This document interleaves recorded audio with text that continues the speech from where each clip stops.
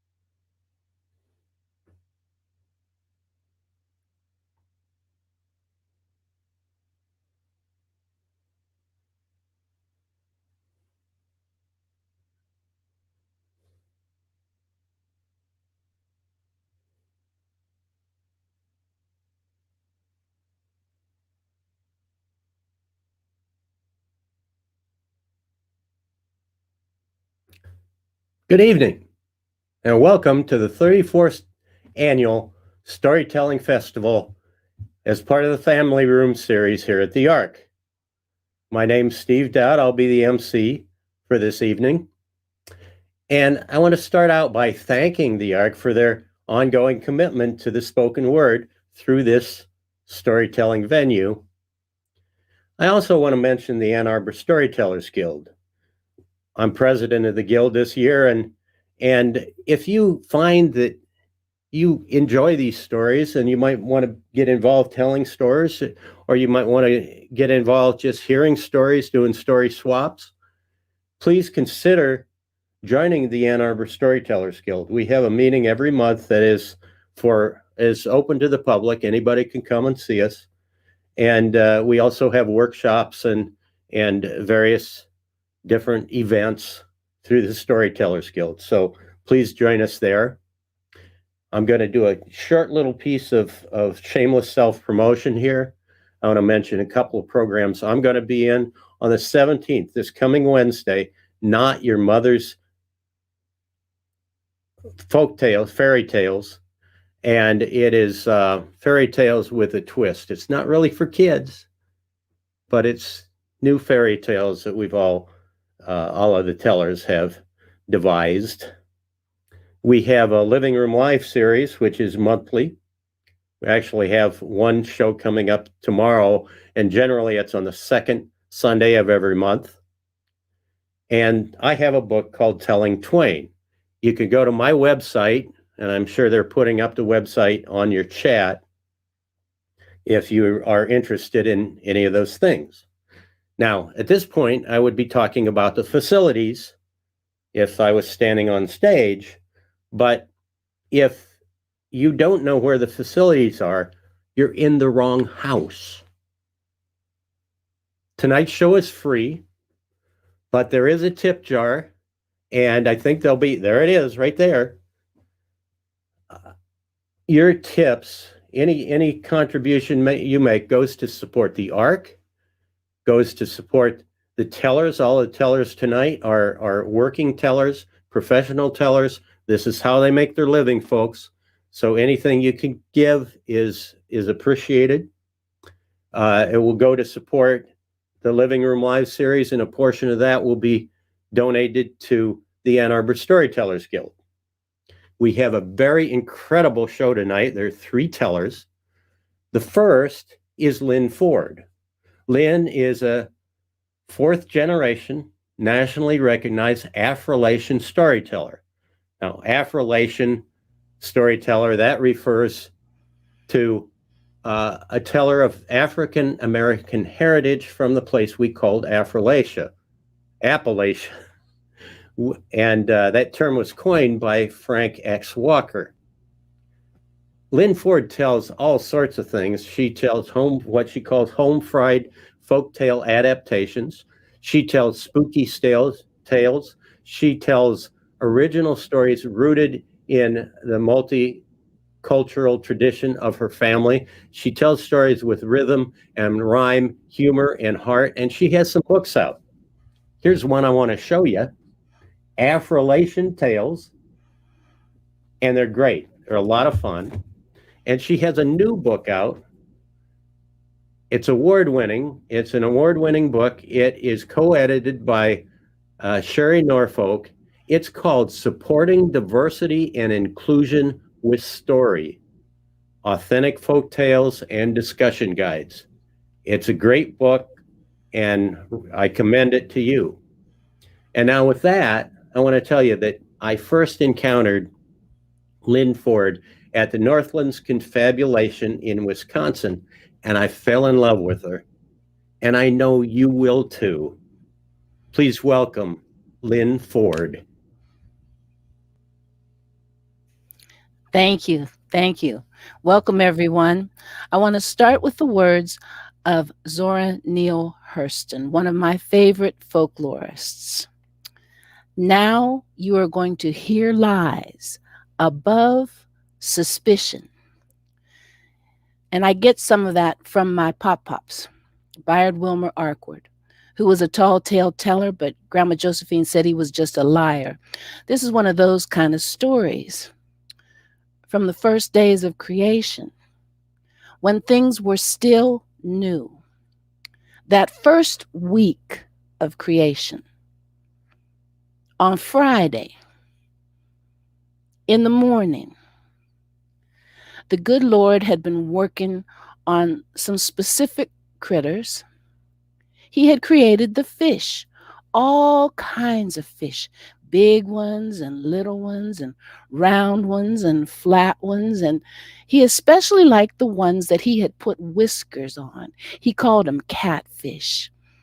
And he seemed so happy about it. Those catfish got a little bit prideful because besides those whiskers that they had scales all over their bodies, shiny scales in different colors. Some of them were kind of a silvery color, and some had a touch of red, and some had a little bit of yellow, depending on what kind of catfish they were. Now, after a morning's hard work, the good Lord started to get hungry. It was around noontime, sun straight up. And so he called out to his angel Gabriel to help him gather up all his creating tools. And they carried those tools to the tool shed, and they put all the creating tools in there safely. And then the good Lord got the key out of his pocket, and he locked that tool shed, put that key back in his pocket, and he and Gabriel went on up to the house to get something good to eat. Now along came somebody that some folks call Scratch. Some folks call him Old Nick. And some folks know him as the one who lives down in that hot place. And he had decided he wanted to do a little bit of creating himself. He'd watched what the good Lord was doing, and what he wanted to create was something to eat because he was hungry too. And he thought he'd go over to the tool shed and take some of those creating tools and make himself something good to eat. But when he got there, the door was locked and the key was in the good Lord's pocket, so he couldn't get in there at all. And then he thought about all that creating that the good Lord had been doing that morning. All those fish, big ones and little ones and round ones and flat ones, and those ones with whiskers and shiny scales. Now the good Lord had thrown some of those fish far off into the ocean, some into little streams, and some into the river right near his house. And so old Nick went down to that river, and he looked down into the water, and ooh, those catfish, they looked so good. But old Nick didn't want to get wet. He wasn't stepping in that water after him, and fishing poles hadn't been invented yet. That was later on in creation. Still, old Nick knew how to do a little creating from his brain, a little conniving, and so he looked at those catfish and he called out, "Ooh, ooh, you are the finest things I have ever seen. Those shiny scales, those whiskers, you are unique. You are so special. I wish you'd come a little bit closer so I could look at you better." Now, those catfish already had biggity egos, and when they heard old Nick talking about them, they grew very prideful, and they rose up in the water, and they moved a little closer to the riverbank, but not close enough. Old Nick said, "Oh, I just love the colors that I see. You are so beautiful, but the sun is straight up and it's kind of hard looking at you through squinchy eyeballs. Could you come a little bit closer so I could see you better?" And those catfish rose up in that water, egos getting even bigger, and they moved closer to the riverbank. Old Nick called out, "Oh, you're just so wonderful. I'd just love to tickle those whiskers and maybe pet you. I wish you'd come just a little bit closer." And you know what those catfish did. They got even closer to the riverbank, close enough that old Nick could reach in there and scoop them all up and drop them out on the riverbank. And then he sat himself down and he picked up one of those catfish and he started scraping off the scales, getting ready for a fish fry, the very first fish fry. And he dropped that poor naked catfish on the other side of him. It wasn't dead. It was just kind of wiggling and squirming in pain. No scales. Poor naked little thing. And then old Nick grabbed another one and started scraping the scales off of that one and dropped it down by its brother. And he just kept on doing that, not paying any attention that the door to the house had opened and closed, and the good Lord was walking toward him with the angel Gabriel. Good Lord was talking about what he was going to make that afternoon, what he might create. He was thinking about these things called birds, but the scales on those catfish had come out so nicely that the good Lord was wondering, "Gabriel, you think I should put feathers on those birds or scales?" And then he'd seen old Nick and started walking toward the river. And old Nick just kind of crouched down a little bit and dropped the fish that he was holding on to. Good Lord said, "Old Nick, what you doing?" Nick said, "Oh, hello, good to see you. I was looking in the river and you made too many fish.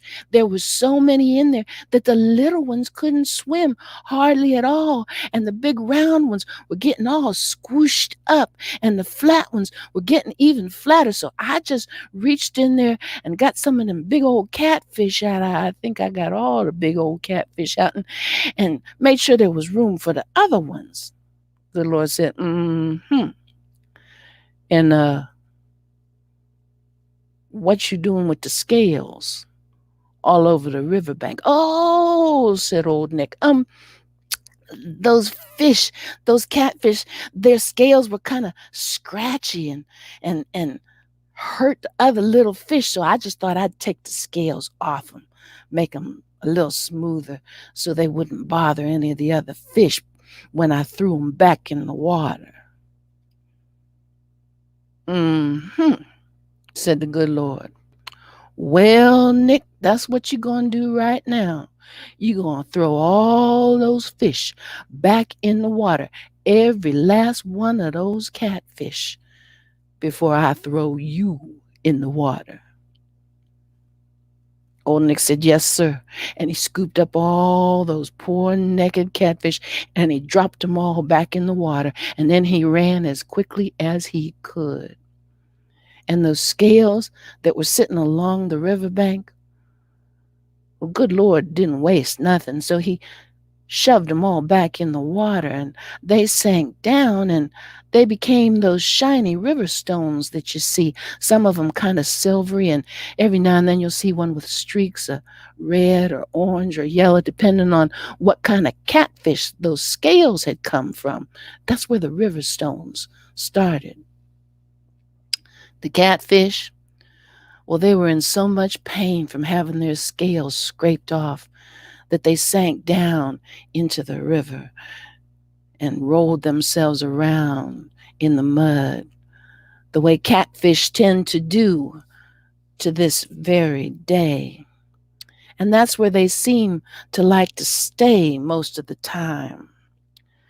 Because you see, they learn something that maybe we need to remember. If those catfish hadn't let their egos get so biggity, if those catfish hadn't let their egos rise into trouble, they wouldn't be in the situation that they're in today. Now, whether that story is true or whether it isn't, it's a pretty good story. And that's the end of it. My pop-ups would tell stories like that, and then he'd sit on back and he'd grin. And when I was little, I wondered, did that mean that it really happened? But, after a while, I knew pop-ups well enough to know it was something that either he'd made up or he'd heard when he was a child. That's an old, old folk tale from the southern Appalachian regions. But the next one that I'm going to share, well, it actually came from me doing a little studying after I had been at a family center where children of Ethiopian heritage were with their parents coming to listen to stories and learn more about living in the United States. And one little boy told me about some goats. They didn't live where his family had lived, but he'd seen them, goats, in trees. And I thought, goats in trees? And, I did a little goat Googling, and sure enough, there are some goats who can kind of leap into the trees in the area of Morocco. And you'll see them up there. If you don't believe me, Google goats in trees and see what you find. Well, this goat wasn't in the tree at the time. He was on a farm. And he had a friend, a sheep. And they got along pretty well because, they spoke the same language. But that goat was ornery. Most old goats are. He wanted the farmer to take him down to the river where the water flowed clean and clear and tasted so sweet, and the grass grew soft and sweet like candy, and the trees were shaped with thick branches so that he could climb up there and eat some of the nuts that grew in the trees, and he could rest there in the shade. He wanted that farmer to take him there. And since he was friends with sheep, sheep wanted the same thing because sheep didn't think too much. The farmer had other things to do. There were other goats. There were other sheep. There were other things to tend to on the farm. And so there was no way he was going to take that goat and that sheep down to the river. He had too much that he had to already take care of, and he couldn't just leave them there. He'd have to stay with them, make sure they were safe, because there were other critters around that part of the land. Well, Goat said to Sheep, "Nah, I'm not waiting on that man. I know how to get out the gate, just bump it with my head. You coming with me?" And the sheep said, "Nah." Okay. So Goat butted the gate, and the gate opened just enough for him to squeeze through. And Sheep followed him, because that's what sheep tend to do. And they started making their way toward that river and the soft grass and those nice trees and the shade underneath those trees. And Sheep was thinking about that because it's hot. I'm getting thirsty, and Goat, I'm getting hungry. Maybe we should go back to the farm, Sheep said. Goat said, no, we're too far away from the farm. Just keep walking. And Sheep said, okay. But as they were walking, they saw someone coming closer. And too late, they realized that it was a lion. And Lion said, "Oh, look at this, a fine, fat sheep." And Sheep said, "Thank you very much." "And a good-looking goat." And Goat said, "Thank you." It's wonderful to see you both. You will make a fine meal. Sheep said, "Bleh." But Goat started using his head because he was old and he knew how to tell stories. "Oh, Lion Bear," said Goat, "you won't have time to eat us. Have you looked at the sky?" Well, Lion had never looked at the sky, but when he looked up, he noticed something. In the blue, there was something spreading, something thin and white, a trail, it seemed, or maybe a scar. "Row! What is that?" asked Lion, and Goat knew he had him. "Bah, don't you know what that is? That's a crack in the sky. The sky has cracked open and its insides are falling out and they're going to fall down to the ground. They're going to crash all around. Bah, they're going to kill us. Run, Lion, run." Sheep said, "Run, Lion, run." Bah. And Lion was so scared, believed that story so much that he took off running into the forest. And Goat grinned. And Sheep said, that was good." And they kept on walking toward that river and the soft grass and the trees with their shade. But there was somebody else coming closer and closer, and they heard the voice of Leopard. "Ah, a fine fat sheep." "Thank you very much," Goat said. "Stop saying thank you." "And a good-looking goat." But Goat couldn't help himself. He said, "Thank you. And you will both make a wonderful meal." Sheep said, say it. Tell him what you told Lion." Goat said, I will. Shut up." "Leopard, have you looked at the sky? You won't have time to eat us because of the sky." "The sky," said Leopard, and he looked up. He'd never done that before. "That white, that thing, what is it?" "Don't you know?" said Goat. "The sky has cracked open. Its insides are falling out. They're going to fall down. They're going to crash to the ground. They're going to kill us. Run, Leopard, run." And Sheep said, "Run, Leopard, run." And Leopard was so gullible, he believed them both, took off running into the forest. And that old Goat grinned, and Sheep grinned too. And they kept on walking, but they didn't get far because they heard somebody before they saw him. And then he ran up to them. "Oh, look, so fat, so fine," said Hyena, "and such a good-looking billy goat. And since Lion didn't eat you, because I saw him run, and Leopard didn't eat you, because I saw him run, I get to eat you."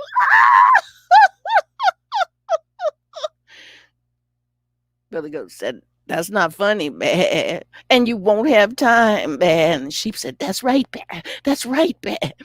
Have you looked at the sky, Bear?" said the Billy Goat. "Do you know what's happening?" And for the very first time, Hyena looked up into the sky. "No." "What's that?" "Oh," said Billy Goat, "the sky has cracked open. Its insides are falling out. They're going to fall down to the ground. They're going to crash all around. They're going to kill us all. Run, Hyena, run." Sheep said, "Run." Hyena said,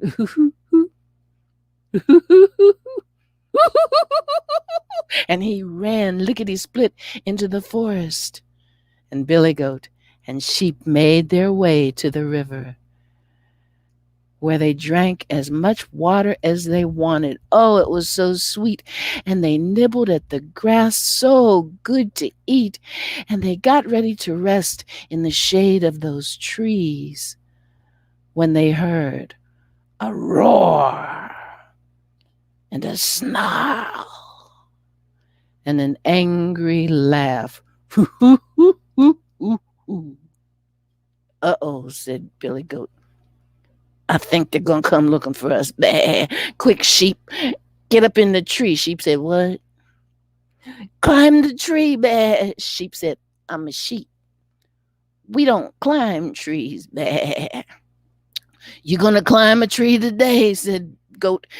I'm used to getting up in the trees. My kind can leap just high enough to get to those nice thick branches. Bah. And sometimes we eat the nuts there. Bah. But I'm not worried about that now. Sheep, get in the tree. Bah. And that goat pushed that sheep and tugged on the sheep's legs and pulled at his tail until he got that sheep up onto one of those branches. And then Billy Goat just kind of leaped up into the tree himself on a nice thick branch where he would be safe. And that's where they were when Lion, Leopard, and Hyena came from the forest to the river. And the three of them sat close together underneath that very tree. And they began to fuss. Yes, said Lion. Told me a tale. Leopard said, me too. Hyena said, it was pretty good. I can't believe the three of us thought the sky was going to fall. And they agreed that when they found the goat and the sheep, they would share the meal. They were still talking underneath that tree as the sun began to go down. And Sheep whispered to Goat, Goat, I have to go. The old goat said, be quiet. You can't go anywhere right now. No, said Sheep. That's not what I mean. I ate too much grass. My belly is full of water. I have to go. You can't go, said Goat. Cross your legs. Cross my legs? I'm a sheep in a tree. But Sheep tried to cross his legs so that he'd stay safe in the tree. He'd never been in a tree before, and when he tried to cross his legs, he slipped, he fell, he landed on Lion. Bam! And Lion roared, "Ow!" and fell over onto Leopard, who snarled, "Arr!" and landed on Hyena, who cried. Lion yelled, "That goat was right. The sky is falling. Run!" And Lion ran lickety-split toward the forest, followed by Leopard, who was followed by Hyena. Sheep just kind of looked around. He didn't know what had happened, but Goat jumped out of the tree. And Goat said, "Sheep, you know what I'm thinking, This was a nice excursion, but maybe we should go back to the farm." And Sheep said, "Okay." They made their way back to the farm. The sun had not quite set, and the gate was still open just enough for the two of them to squeeze through. And by that time they were hungry and thirsty again and tired. So they drank water from the water trough, and it tasted just fine. And they ate in the meadow, and the grass was sweet enough. And then they went to the barn with the other goats and the other sheep, where they rested safely.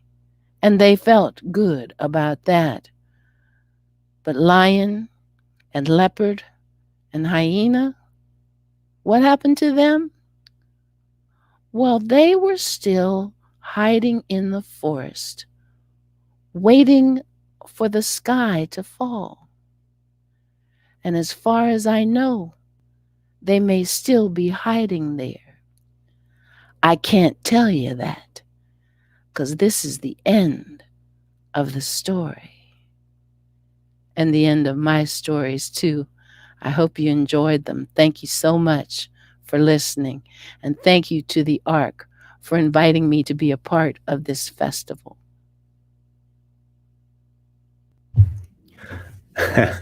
Great stories, Lynn.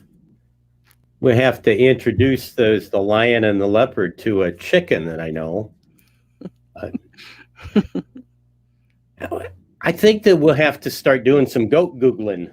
I kind of like that. Goat Googling. Thank you. Great stories. I love that woman. Next up is Cheddar Galloway. Cheddar is a Virginia native. He grew up hearing his father tell stories when they went out for Sunday drives. And then he became, later on, a living history interpreter at the Colonial Williamsburg Foundation. And he got hooked on storytelling. He got so hooked on storytelling, he went on to get a Master of Arts degree in storytelling. I didn't know there was such a thing. He has played at premium venues all over the country, and he's got a couple of shows coming up. He's got one on March 2nd at Outspoken Chicago. He's got another one on March 9th, Speak Story Series. And you can check those on his website. I think the website is going to be up here on the comments. Yep, there it is. So be sure to check him out. I saw him recently at the International Storytelling Festival down in Jonesboro, Tennessee, and I was kind of mesmerized by his use of rhythm and movement and sound effects in his stories. He's a lot of fun to listen to. Please welcome Chetter Galloway. Good evening, everyone, and thank you, Steve, for the introduction. It's certainly a pleasure to be here for the first time at the Ark. I'm certainly looking forward to sharing a couple, maybe 3 stories with you during my time. Well, the first story I'm going to share with you, I thought about the upcoming holiday. Yes, there is an upcoming holiday on Tuesday, Fat Tuesday, Mardi Gras. And the story I'm going to share with you starts and goes like this.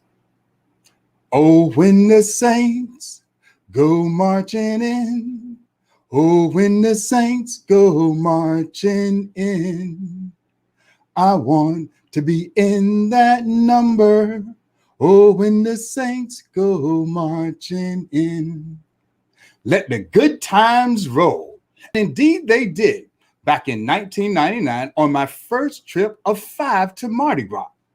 I learned so many things on that first journey to the Crescent City about the history, the culture, the people, and the celebration.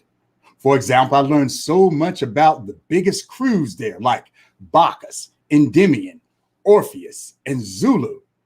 And of course, I learned how to, properly start and maintain a second line. And then, of course, I'd be remiss if I didn't mention the food like beignets, king cake, po' boys, how to properly suck and shuck a crawdaddy. And of course, I learned early on what it meant when they said, you show something and they'll throw you something. But probably the most important lesson I learned actually took place on my journey back from the Crescent City. I'd taken the drive down there with a good friend of mine, and we'd gone down to what I thought was my prized possession at the time, which was a 1996 Nissan 200 SX. It was painted as bright magenta color. It had jet black tint on all the windows, silver chrome on the doors, chrome tires, and and my vanity plates in the back at one time even read CG 1HNIC, which stands for Chetter Galloway, head nice guy in charge.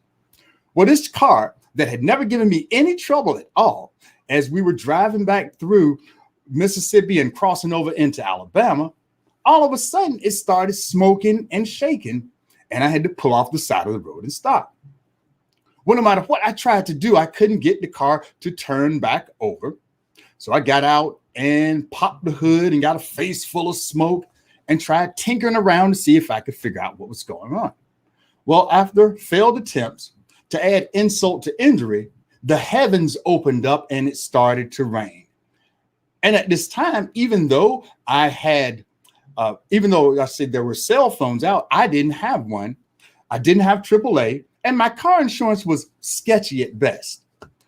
But as I looked back down the interstate about a mile, I noticed we just passed an exit. And off the side of the road, there was a sign indicating that there was a gas station or a convenience store somewhere to go for help. So I told my friend I was going to go trudge back down the road and see if I could get some assistance. Well, I arrived at the convenience store looking like a drenched and drowned rat, went inside, and there were two people there. There was a clerk behind the counter, and there was some guy off in the shadows by the coffee machine I couldn't quite make out. Well, I told the clerk, I said, hey, my car broke down. I need a tow truck. Do you have a phone book where I could call somebody possibly? And I remember him leaning down, getting this great big yellow brick of a book and plopping it on the counter and started fanning through it. And about that time, it's when the guy at the coffee machine sort of emerged from the shadows. And I guess he overheard our conversation because he says, hey, I'm a tow truck driver. I got a tow truck outside. Well, I looked at this man and gave him the once over. And I have to admit, in that instance, all my prejudices against white people who looked like him from the South came to the surface because he reminded me of the kind of Bubba who would have just walked out of a Ku Klux Klan meeting. I mean, he had the cowboy boots, the torn jeans, the satellite disc belt buckle, jet black Johnny Cash shirt with the fringes, and to top it all off, he had a mullet. And I said to myself, oh, no way. There is no way I'm going anywhere with you. And I know you got a truck out there with ropes and cords, bungee cords and chains, and we're in Alabama and all I see are trees. And need I remind you, black men, ropes, trees in the great state of Alabama do not have the best record together. And this is the state where the once late, not so great governor proudly proclaimed, George Wallace was his name, segregation today, segregation tomorrow, segregation forever. So all of this is going through my head as I'm sitting there pondering what I should do. Well, realizing I was in a state of desperation, I says, okay, well, I am down the road about a mile, And he says, okay, well, I'll take you there. Now, the guy's name was Dave, and I hopped in the truck with him, and we went on down the road, where my friend was in the car fuming for a number of reasons. You see, as things turned out, we were going to have to spend an extra night in Alabama, which neither of us had planned. And neither of us had planned because financially we hadn't set aside for that. And my friend had to work the next day. Well, Dave tried to get the car to work, and he was unable to do so. But he did say he knew someone, his words, not mine, down the road, a fair piece, who worked on Nissans. And whenever you hear someone in the country say down the road, a fair piece, that might be anywhere from 10 miles to beyond 20. So guess which definition Dave meant? Beyond 20, of course. And even though he knew somebody, they may not have the part because, Nissans have some of the parts imported. So he hitched up the car to his truck, and the three of us got in the cab, and we started down the road to Greenville or Greensboro, Alabama, to see if we get the car fixed. Well, as we're in the truck, Dave starts a conversation with us. He, starts some small talk, saying, where are you all from? How long have you known each other? Is this your first Mardi Gras? So on and so forth.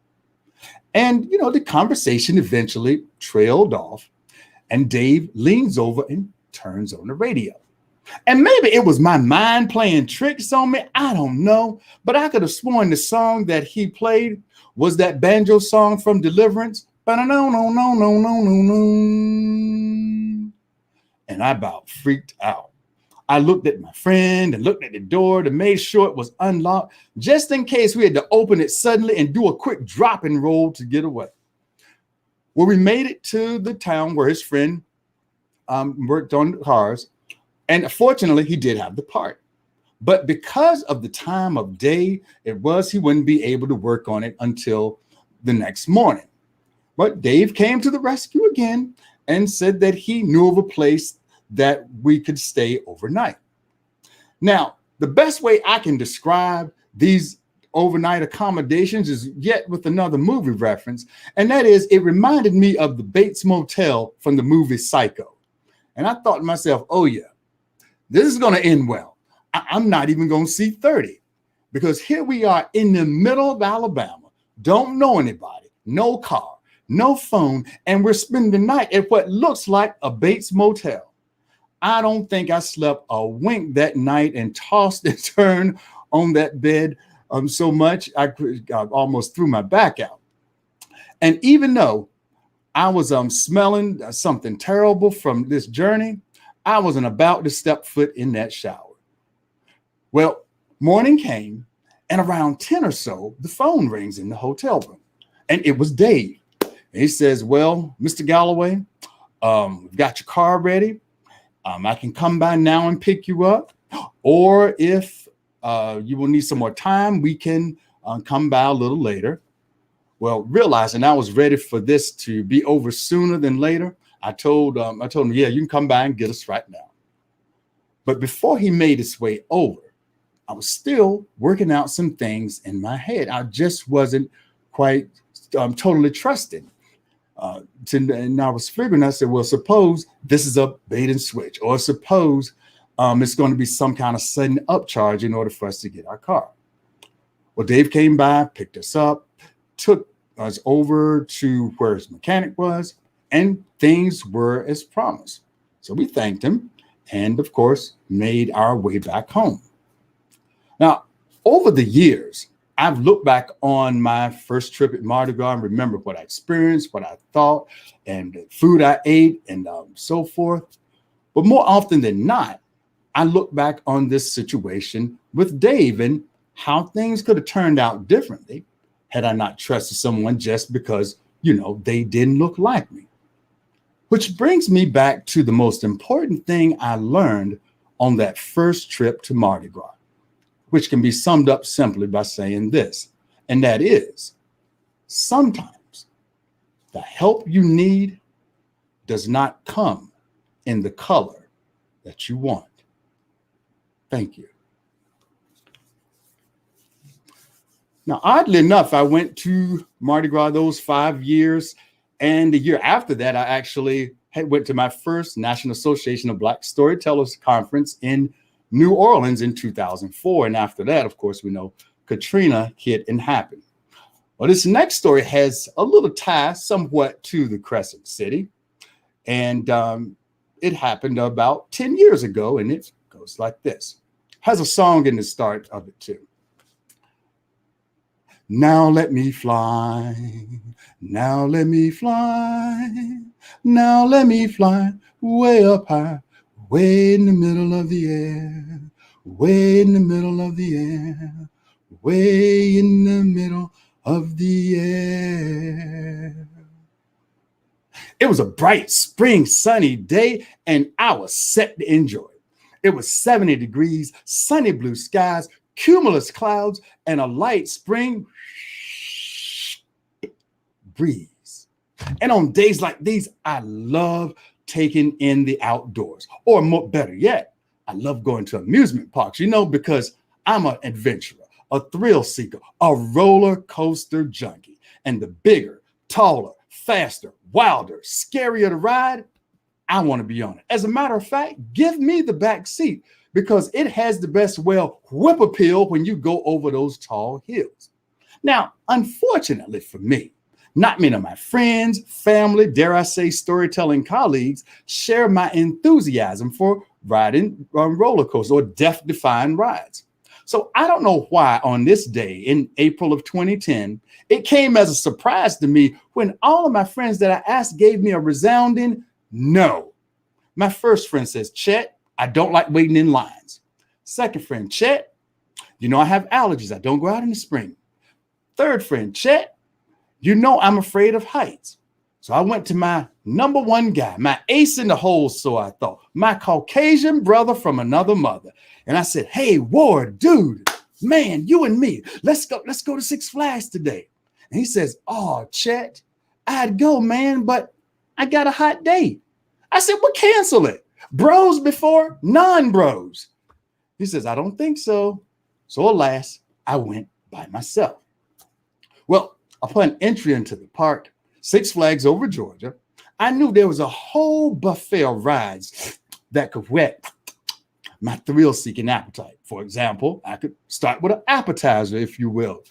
The Georgia Cyclone, a classic wooden coaster that shakes, rattles, and rolls around the track at speeds of 60 miles an hour. You know, it's one of those rides when you get off it, you probably need to go to the chiropractor, which might explain why the ride is no longer in the theme park. And for those of you like my friend Kimberly, who has a fear of heights, I've got the perfect cure for your phobia. It's a ride called Acrophobia. And what it does is you're strapped into this harness with your feet dangling, and then you're lifted up 20 flights in the air over the concrete pavement. Now, once you reach the 20 flights, you're leaned out at a 45-degree angle looking at the ground. And after a silent and deadly 3-second delay, you're drop to the ground, all the way facing the pavement until about 1 story up, you're slowed down and lowered to the ground as if you're landing on a bed of roses or down pillows. I mean, doesn't that sound exciting? And it cures your phobia at the same time. Well, riddle me this. Being the comic book geek that I am, I found my way over to a section of the park called Gotham City, where I got on the Riddler's mind-bender roller coaster. And after waiting about 10 minutes to get on board, the announcer said, ladies and gentlemen, welcome to the mind bender. Once the gate opens, please board the car directly in front of you. Once inside, push forward, pull back on the lap bar, fasten your seatbelt, place your head against the headrest, secure all loose articles, keep your hands and arms inside the vehicle at all times, as you may lose them on this ride. So there I sat, white-knuckled on the handlebar, waiting for my day to start, eager with anticipation, or as a colleague of mine once said, listening with a juicy face. And that's when I heard it. Pitty-patty, pitty-patty, pitty-patty, pitty-patty. It sounded like footsteps. Pitty-patty, pitty-patty, pitty-patty, pitty-patty. And they were coming towards me, attached to a little body. Pitty-patty, pitty-patty, pitty-patty, pitty-patty. And it was a little girl. She comes up and says, hey, mister, I know you. And immediately, her mother, a woman I presume was the mother, came up to her and says, honey, you don't do that. You don't go up to strangers. She says, I'm sorry, sir. And she pulled a little girl away and they went down the exit ramp. Now, this caught me by surprise. And I sure didn't want to look like, that guy that drives the van with the candies going around and say, hey, little girl, you want some candy? Not to mention the fact that here I am, an adult, alone, in an amusement park on a ride full of kids, when this young girl runs up to this adult man on a ride in an amusement park full of kids. And as this thought is going through my mind, thinking, oh my God, the park police are going to want to question me after, get off this ride. What in the world am I going to do? The ride is off and up the hill. And as we're reaching the top of the hill at its apex and people are starting to scream and think about what they might throw up from their breakfast or lunch or dinner that they shouldn't have eaten, the riddle bending my mind, if you will, is who is this little girl? Where did I meet her? I have never seen her in my life. That's what's going through my mind as we're going down the hills, through the corkscrews, around the hairpin turns, up and down the loops until we finally make it back to the station house. Well, fortunately, there were no park police there when I got off the ride. But as I was walking through the Gotham City area, I did see the mother and the little girl. And I was still curious, so I went over to her and says, hey, your daughter, I guess, said that she knew me, and I don't recall meeting her. I just want to know if perhaps she may have gotten me confused with someone else. And her mother had a slight grin on her face and says, "Oh, no, she knows exactly who you are. She says you're a storyteller and you were at her school." And I said, "Oh, okay. Well, I kind of thought that might be it, but I just wanted to be certain. I wasn't sure." And I wanted to ask further and see what school she was talking about. So I says, "Well, what school did she meet me at?" And she looked down to a little girl and says, "Go ahead, honey. You can tell him. It's okay. You can tell him." So the little girl looks up at me. She had two big pigtails, brown eyes, and with an ear-to-ear smile, she said, "It was flipping elementary." And immediately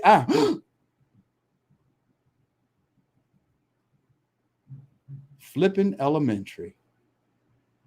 Flipping elementary. That flipping elementary. I remember the aforementioned flipping elementary very well. You see, 2 months earlier, in February of 2010, I had been booked almost to the day, in fact, for a Black History Month program called Free at Last. Now Let Me Fly, Stories of African American Freedom. And the school, when I went there, I remember the exact date. It was February 8th, 2010, one day after Super Bowl 44, where the Saints beat the Indianapolis Colts. Well, I mentioned that because my contact person at the school was a lady named Mrs. Thomas.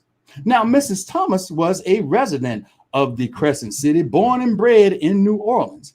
And even though New Orleans fans and Atlanta fans like myself typically don't get along, we connected on our love of football and the fact that, 5 years removed from Katrina, the Saints winning the Super Bowl was really good for the city.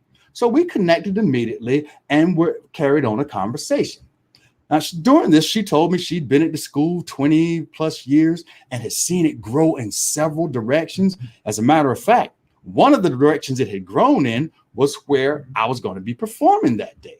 It was what I like to call a cafetorium 2.0, where it's part cafeteria, part auditorium, part whatever else they needed for it.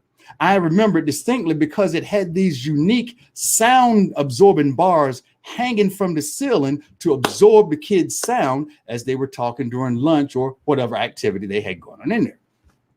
I had 2 shows that day.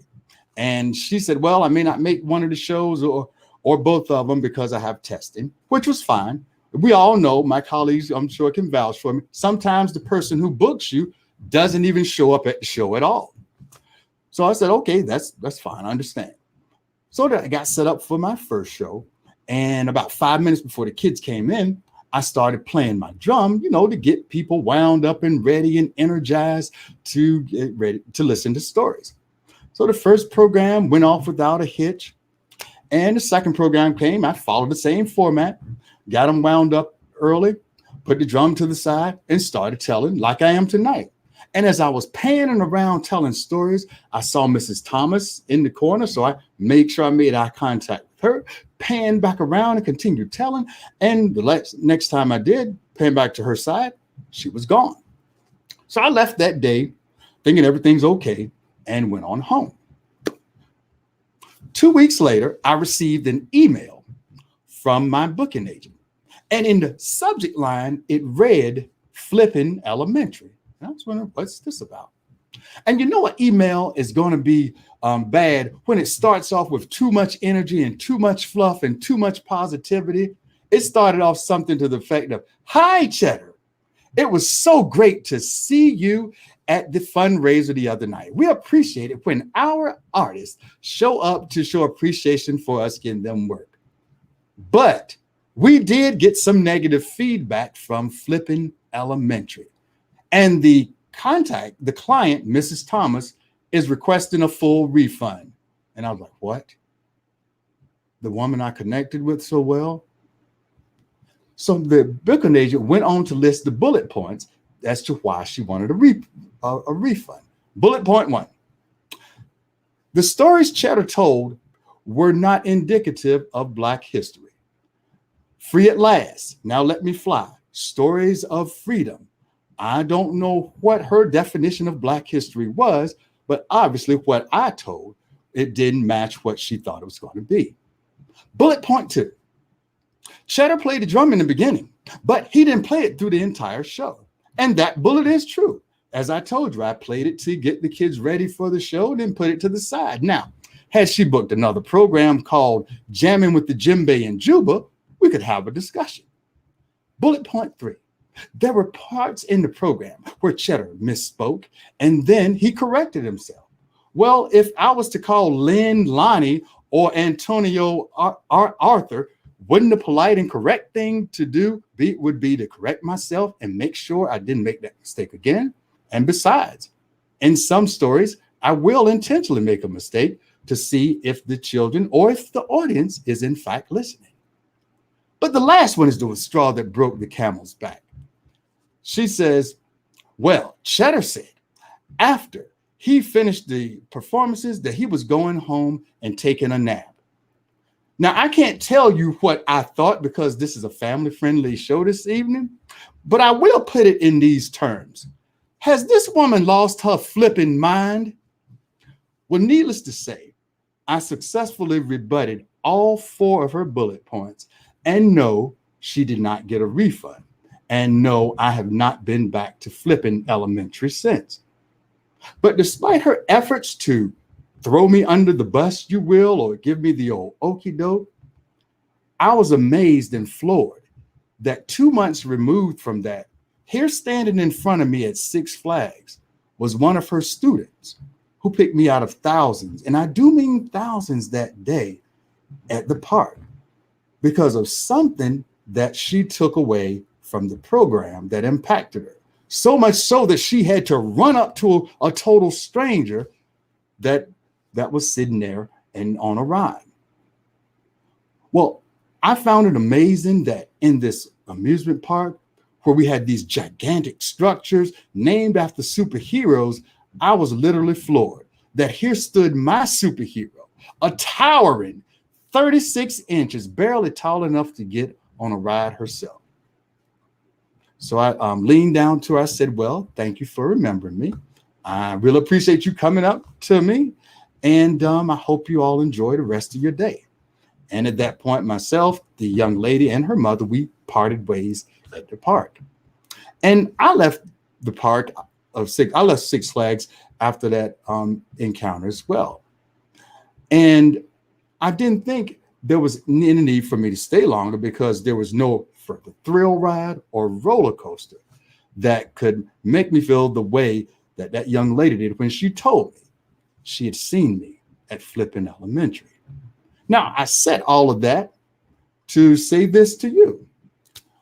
If you've ever been in a situation where you feel unjustly criticized, undermined, or wrongly accused, just remember this African proverb.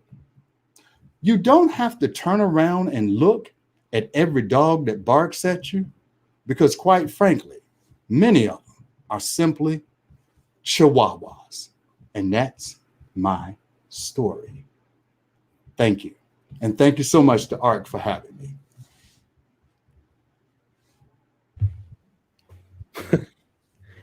Flippin' Elementary. I love it. Thank you, Cheddar. So our final storyteller this evening is Antonio Rocha.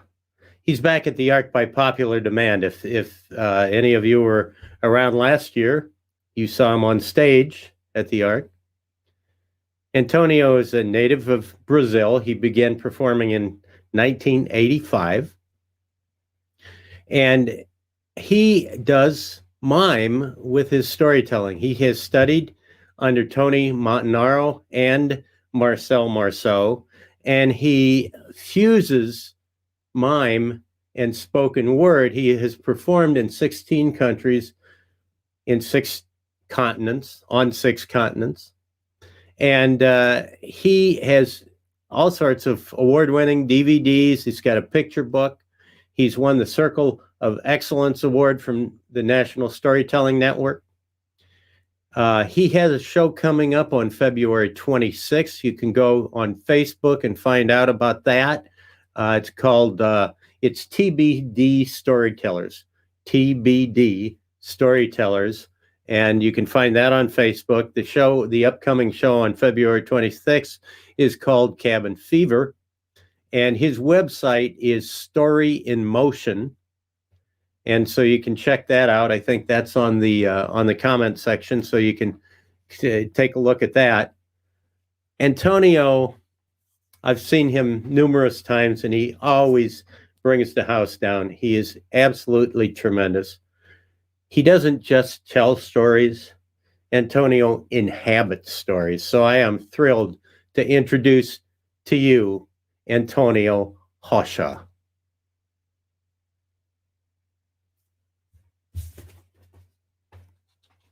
Muted.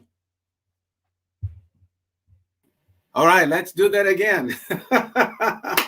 The amazing details of technology. I was muted, but now I am no longer muted. Thank you, Steve. Thank you all who have put this together. It's a pleasure to be here tonight with you and back in Ann Arbor, this time riding my magic carpet to come to you from Maine, where I am located right now in my home. And it's wonderful to share the screen with Lynn and Cheddar. And what a wonderful evening.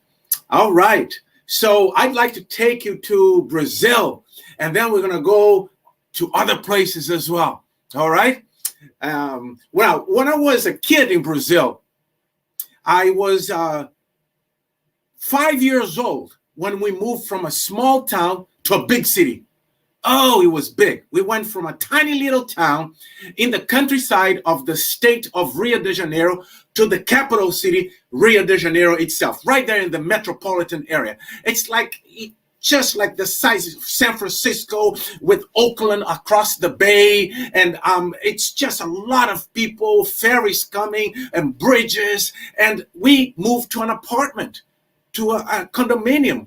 And my mom had raised my 4 older sisters out in the country, in a home, and now we are stuck in a condominium, and she has her only son, who is 5, myself, stuck inside without a yard. But that would change when I turned 8. When I turned 8, my mother nailed the house of a lifetime. Right there in the big city, still these old homes were left alone, surrounded by skyscrapers. She spotted this house with an amazing front yard with fruit trees galore. There are 6 guava trees, mango trees, papaya trees, avocado trees. Oh, the avocados were this big. Not the kind you eat with a salad, but the kind you chop up, you throw in the blender with milk and sugar, you make an avocado shake. You gotta try sometime, but you don't make that with the tiny avocados you buy for salad. You buy big ones, okay? All right. And when I burst into this yard, folks, I was 8 years old, and I was climbing trees, and I was swinging from one branch to another branch, and I was Tarzan, king of the apes. Oh my goodness. Tarzan was my hero, you know? I mean, I watched Tarzan every day when I was a kid. And the Amazon was like 3 hours by airplane away from Rio. And Tarzan was my to-go hero. Tarzan was cool. Tarzan rode on an elephant. He wrestled with alligators. And he had a pet chimp.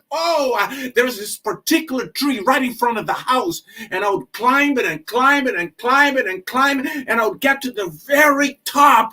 And there would be a branch there sticking up like this. And it would curve perfectly, and that was my throne. And from there, I was king of the jungle. All right.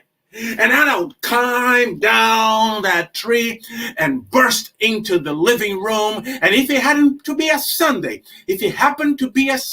I would burst in there, and my sisters would be there with their husbands and their children. And there would be a cousin from the countryside and uncles visiting.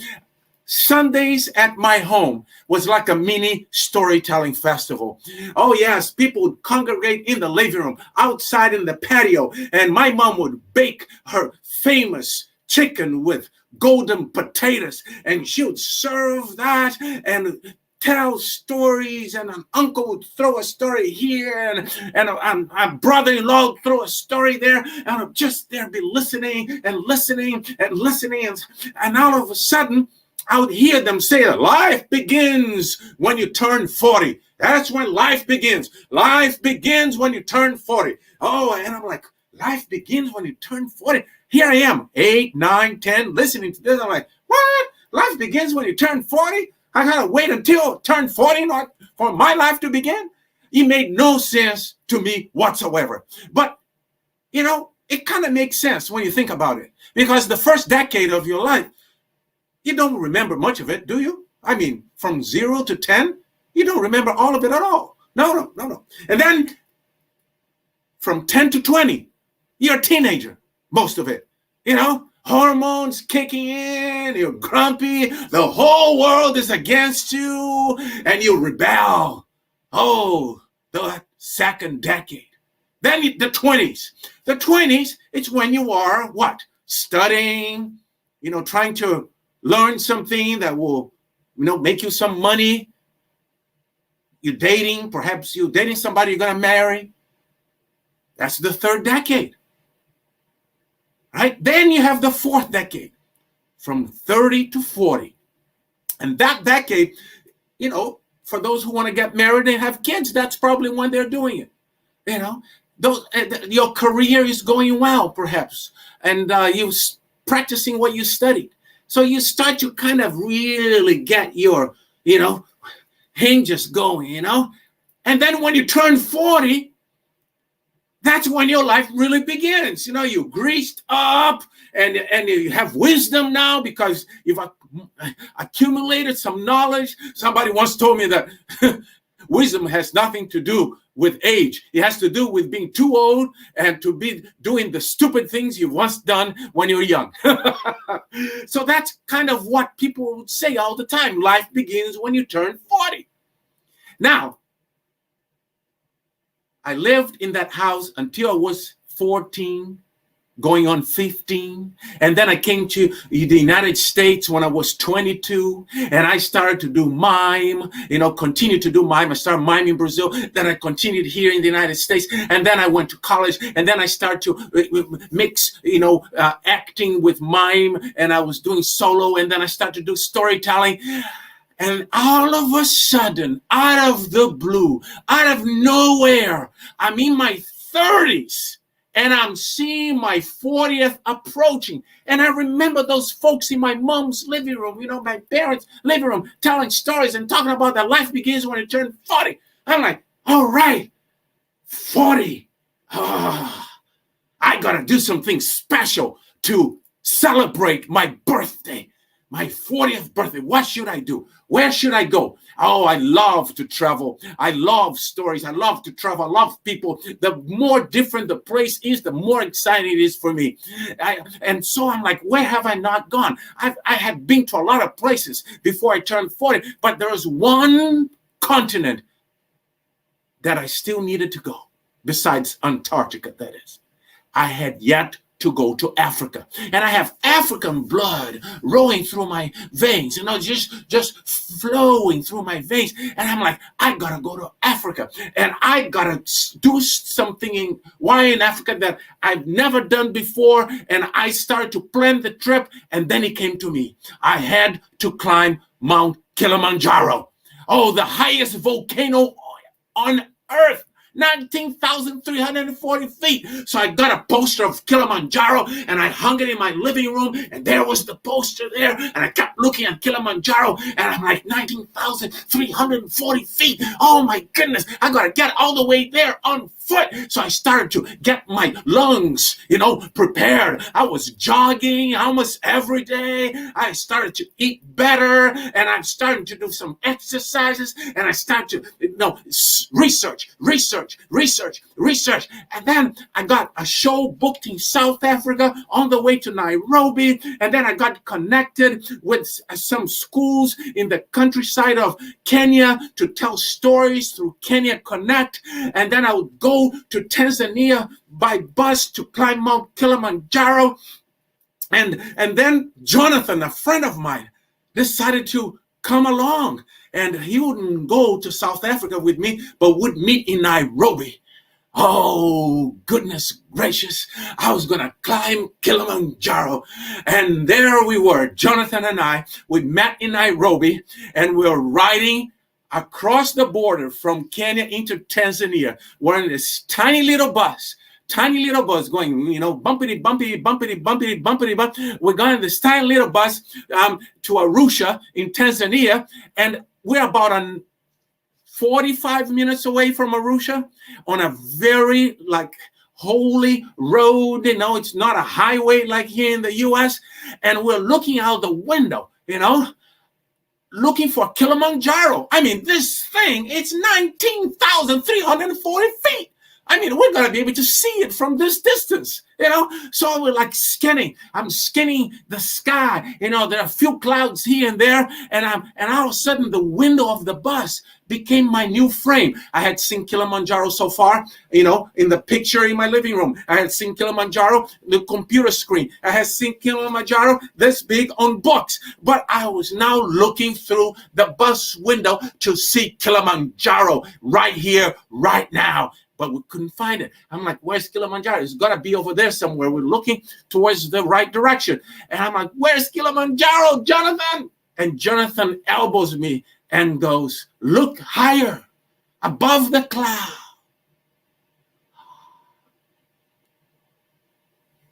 I had mistaken a cloud for Kilimanjaro.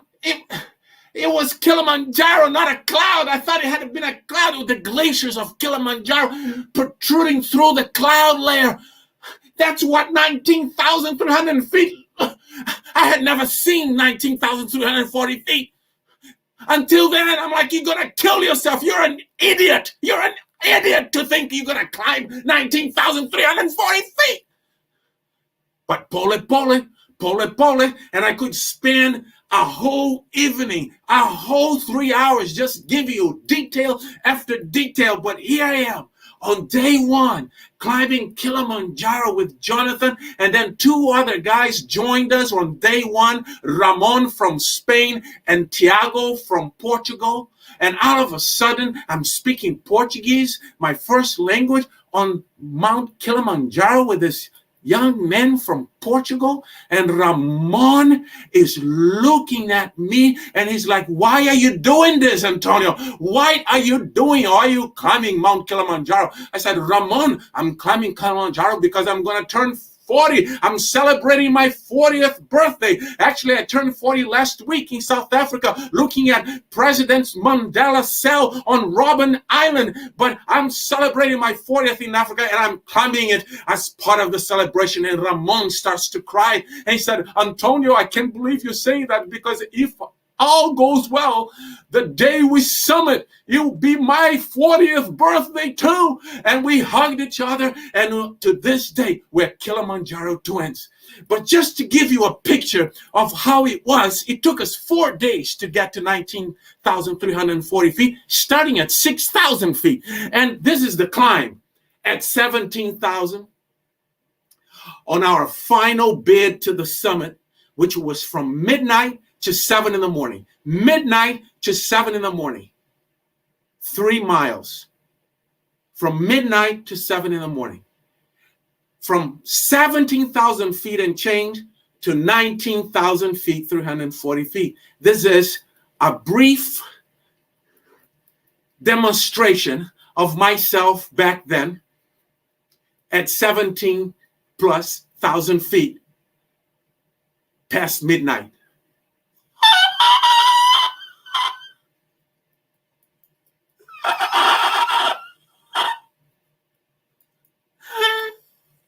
It felt like there was an elephant sitting on my chest. Every step I took, I had to breathe in the whole world. There's no oxygen in the air. They had oxygen, but I would deny taking it. I said, as long as I can walk and with my own lungs, I'll do it. If you see me on my fours and coughing, then put oxygen on my face. But there was no need for it. And then at 7 o'clock in the morning, the sun is rising after an amazing full moon last bid to the summit. And there I was looking at all of Africa from 19,340 feet. We had made it in 4 days, going slowly all along. Wow, all that hard work. I was breathing like a newborn. I was crying. We were hugging the ground. We were hugging each other, taking pictures. It was so exciting. Jonathan took this picture of me on the summit, climbing Kilimanjaro after the climb. It was just like so exciting doing all this. But you see, Tarzan is my hero. Tarzan is with the animals. I never seen Tarzan climb Mount Kilimanjaro. I gotta see the animals. I gotta see all of them, just like I used to see on TV with Tarzan. I was like, all right, we're gonna go on a safari. And the thing was to go back to Kenya and go to Masai Mara, because the herds, the great migration was moving up the Serengeti plains. Oh, thousands of wildebeest, thousands of zebras, just moving up, all the animals moving up towards Masai Mara, which is on the other side of the border from Tanzania. It's the same environment, but the Serengeti is only called the Serengeti on the Tanzania side. On the Kenyan side, it's Masai Mara, which is a safari preserve, and also there are some Maasai people who live there. They've been there for a long time. And so we're told not to go to the Serengeti, to go back to Kenya and wait for the herds, for the great migration, because they're already coming into Masai Mara. And so Jonathan and I, we decide to go there. We decide to go and on a 4-day safari. Oh my goodness, this was unbelievable.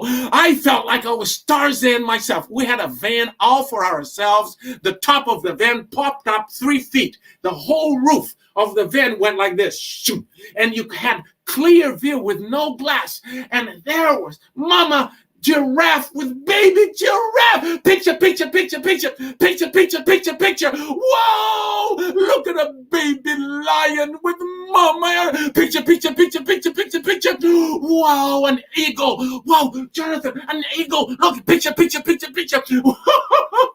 Oh, look, there's a whole bunch of vultures. Sir, can you take us closer? I think they're eating some leftovers. Let's go and look. And right there, before our eyes, right there,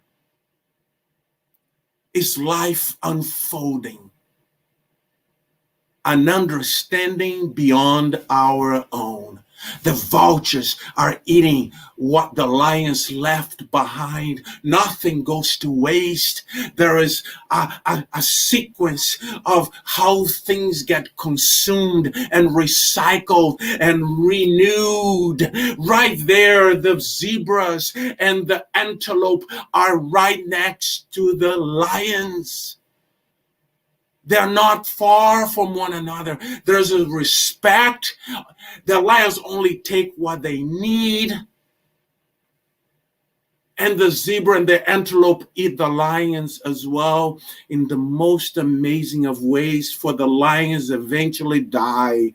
And they get soaked down into the earth, and they make the savanna grass grow so that the herbivores can eat the grass, thus eating them through the grass. It is an understanding beyond our own. Picture, picture, picture, picture. Oh, a jackal. Picture, picture, picture. Who would have thunk would find a jackal? Whoa, look at that cheetah. Oh, that cheetah looks exhausted. It looks like it's been coming up with the great migration. It's so skinny. Do you think it's gonna die? Do you think it's gonna catch anything? Picture, picture, picture, picture, picture, picture, picture.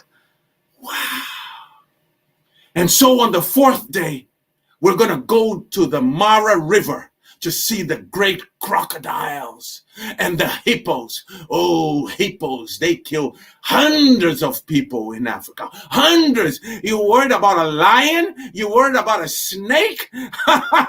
You think a hippo is just like your regular cow? They are the most territorial beasts on earth. They will come after your boat. They'll come after your canoe, and you're just gonna go down in the attack. Yeah, those canines are a whole foot plus in length. Hippos will come with those huge mouths, those jaws, and go, take your canoe and you with it. Very territorial. I wanted to see the hippos. I wanted to see the crocodiles. And it was 4 hours in that van going bumpity, bumpity, bumpity, bumpity, bumpity, bumpity, bump. And the road was going, and we were taking so long to get there. And, we had to go. We got a good number one. And it's like, no, you can't go behind the bush. I know I can't go behind the bush. You can't go behind the bush in Africa. You can't go behind a tree because you may never come out of it. Okay? Just think about it. You are in the wilderness with lions and cheetahs and hyenas. You got to go right against the car. You step out and you do your business against the tire. That's what we did. You can't move away from the car. And we stayed bumpity, bumpity, bumpity, bumpity, bumpity. Take a break to eat in the car. Bumpity, bumpity. Oh, take a break. I got to go against the car. Bumpity, bumpity. 4 hours we got to the Mara River. But the van stops. The van stops, and we're there. And we're like, we can't see the Mara River from here. We can't see it. Why is this? And then I look, and there are other vans stopping along the way, other vans. It's a parking area. And, it's okay to step out. And we step out.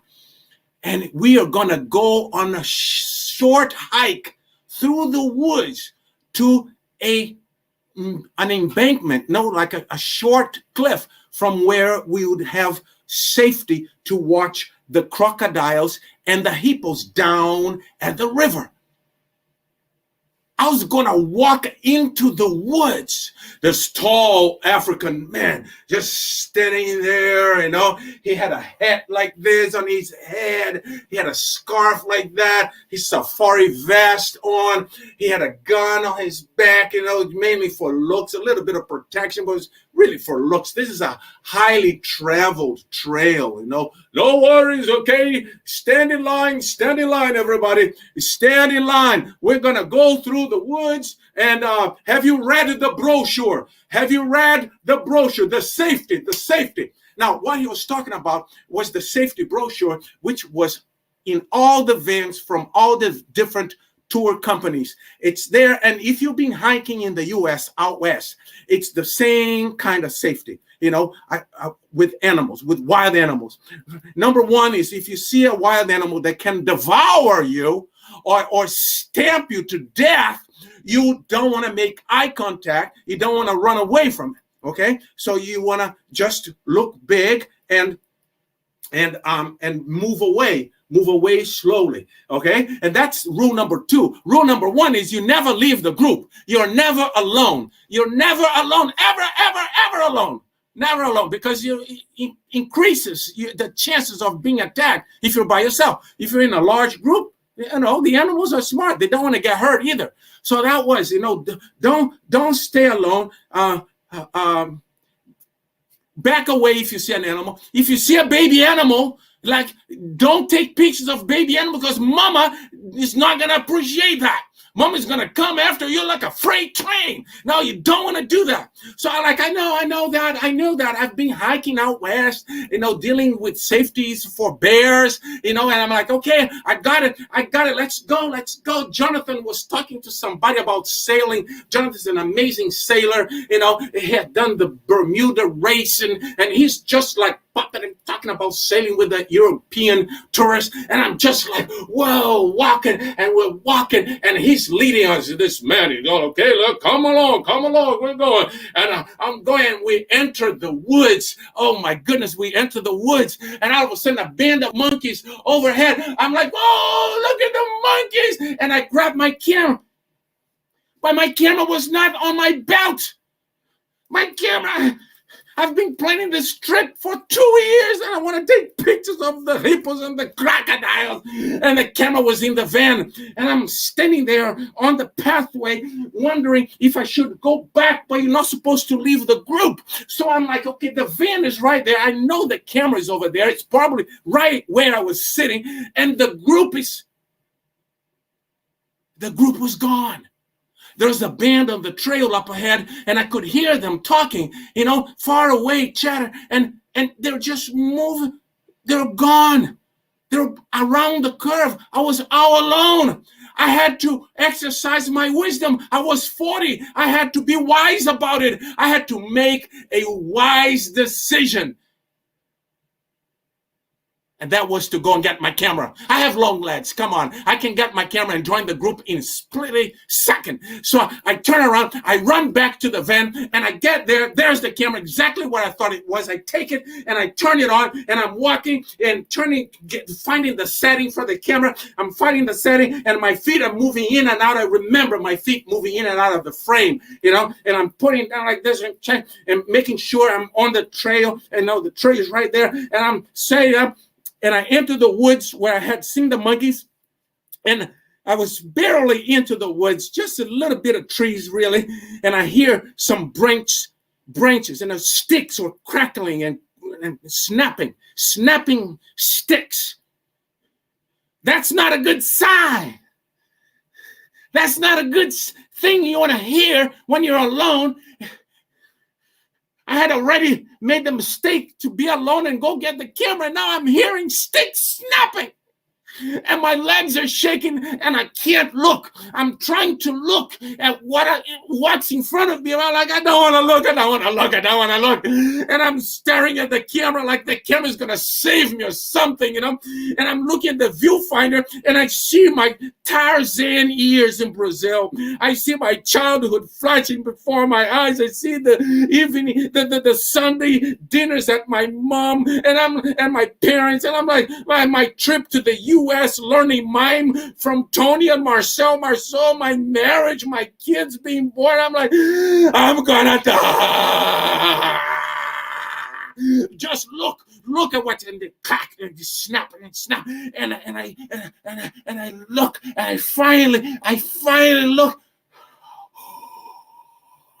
And there's this cutest baby elephant ever. It was the cutest baby elephant. I'm like, I gotta take a picture of this baby elephant. I decided to take a picture of a baby elephant. And I'm about to take the picture, and I couldn't find the baby elephant.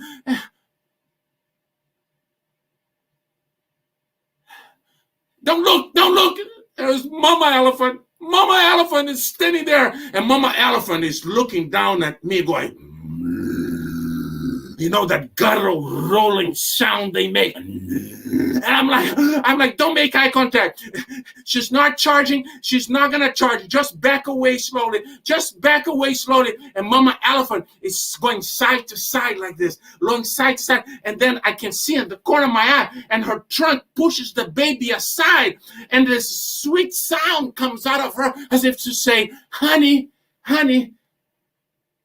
look, this one left the group.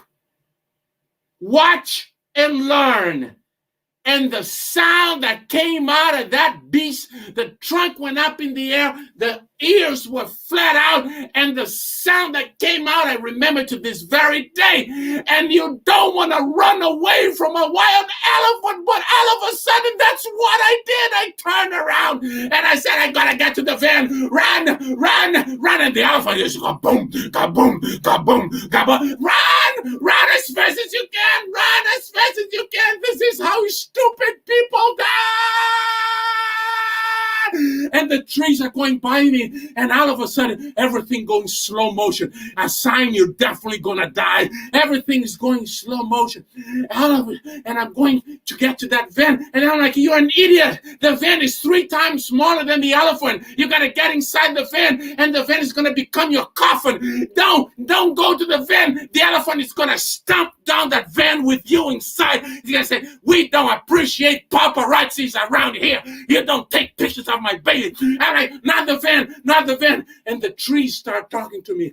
The trees were talking to me. Antonio, you king of the jungle, you are Tarzan. Up is the way out. And I grabbed the first branch that I could reach. I pulled myself up. I climbed up that branch. I pulled myself up again. And I'm trying to climb this tree. And all of a sudden, my right angle, my right leg is stuck. It's stuck. And something is pulling. And I'm looking down. And the elephant's trunk is around my ankle, pulling my leg like I've been pulling yours right now.